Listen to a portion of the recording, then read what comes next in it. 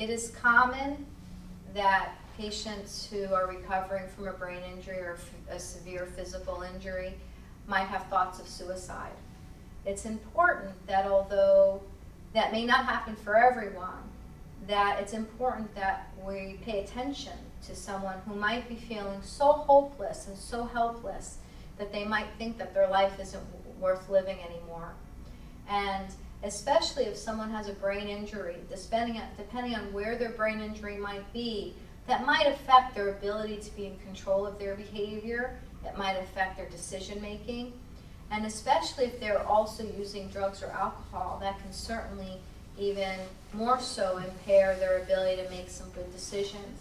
And sometimes people can get into a very dark little corner of their mind where they just don't see any way out. And although that moment may be brief, tragic consequences can happen. So it is okay to ask people if you're concerned, if they're having thoughts of suicide. It doesn't put thoughts into their head. They probably have already thought about it. There's a big difference between having those thoughts and taking action on those thoughts. But if someone is having thoughts of hurting themselves or someone else, they should definitely talk to a provider, a healthcare provider, their pastor,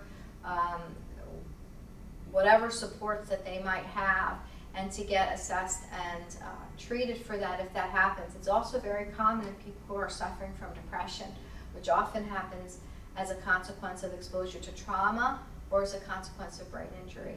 So although it's not uncommon to have those thoughts, it's very important that providers assess for that, and that family members, if there's any concern about if they're making comments about not being around, comments about that they'd be better off dead. Oftentimes, patients who have had an injury or a disability feel like they are burdening those around them. And even if the caregivers aren't feeling that way at all or aren't communicating that at all, it's a worry that they might have. So it's important that we're aware and that we have awareness about that and can talk about it and seek help, because there is help for it.